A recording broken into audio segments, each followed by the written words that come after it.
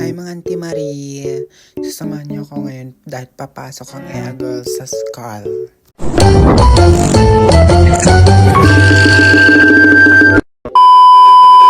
So first, ito na nga ang ginagawa ng Eagle.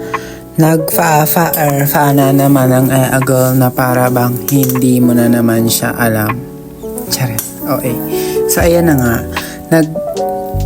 Naglalagay na ako ng tonerable sa face para makukuha yung mga hindi ka gaganon. Para ano ay yung mga germabala-balahi sa mga faceable ng sobrang okay talaga ng tao na to. So ayan na nga. So next na tayo agad. Charis.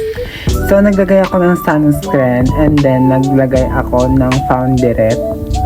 Anong Foundirette? Okay ka naman. Naglagay ako ng foundation sa faceable ng Eagle na para bang hindi mo na naman alam kung ano. Charis, okay. So ayan na, nilalagay ko na nga yung Foundirette sa face para matatakpan yung mga soundfarable. Hindi ka gagana. Sobrang okay talaga. So, fast fit. So, fast forward. Andito na tayo. Maglalagay na tayo ng ng Foundirette. Hindi, anong Foundirette? Okay. Eyeshadow talaga yan. Maglalagay tayo ng eyeshadow. Ng eyeshadow sa mukha para... Anong mukha? Anong mukha? Sa mata. Anong mata? Siyempre sa itaas na wala na. Kaganyan-ganyan yung buhay mo. Sobrang OA ka.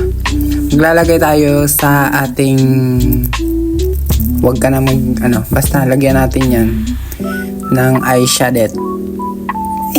OA. Ng eyeshadow yung ating mata para ay naglingon-lingon si bakla na para bang hindi ka kagat. Okay. So, fast forward na tayo. Dito na tayo sa eyeliner. Eyeliner ng ating buhay. Kagagano. Sobrang okay. Eyeliner na tayo, guys. And then, anong susunod sa eyeliner?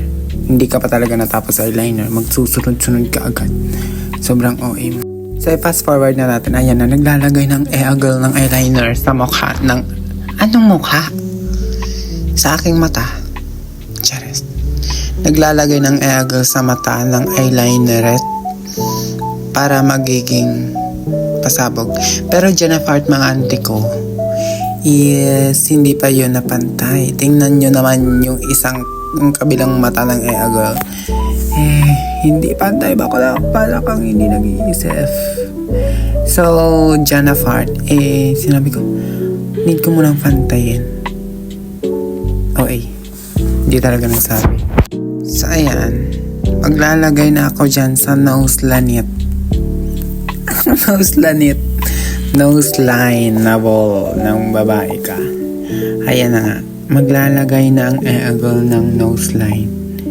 Ayan na nga. Oh. Maglalagay ng lola mo MBs. Ay, hindi ka gaganan. Chares, oy. Naglagay na ako ng nose line na ball sa aking kerevet at saka blinan ko na agad. Ay, retokada. Oy. At saka andyan na part, nagpefele na ang Eagle. Anong finefele? Kumukuha ang Eagle ng brush para sa aking highlight sa iling. Anong iling? Sobrang OA. Andyan mga auntie ko, binibilisan ko na kasi nakapass forward siya. Sobrang okay. Andyan mga auntie ko is magba-blush on ang Eagle na para bang hindi mo alam kung anong blush on. I-search mo yan sa Guli. Hindi mo alam Guli? Go. Alamin mo na lang yan. So, ipa-fast forward ko na rin. Ay, wag na lang pala. Yes, go. So, next is aalis ng Eagle at yan na yung outfit ng Eagle na to. Naka-violet ako na para bang lola ka. Sobrang lasena. Na sobrang Auntie, uncle ang atake.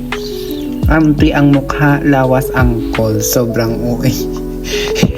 So ayan na nga, nakalabas na nga ang Eagal sa kanyang lungga at umuulan talaga, Auntie Marie.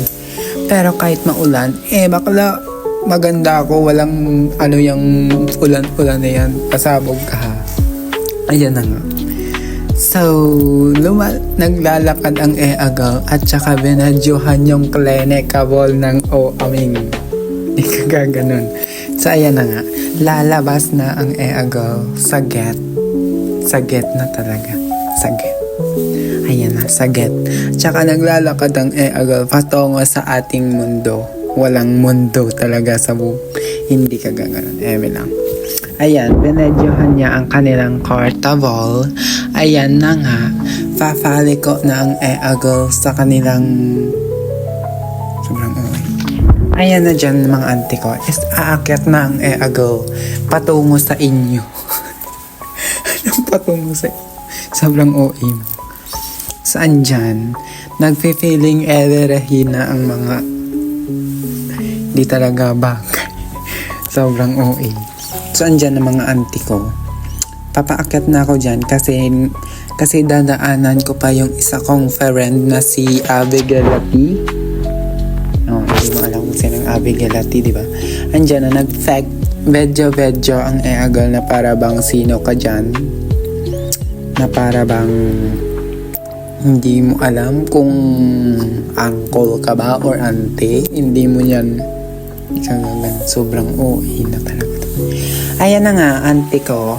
Aalis na kami at papasok na ang Eagal yan, ang aking kaibigan na si Abigail na si Iribit.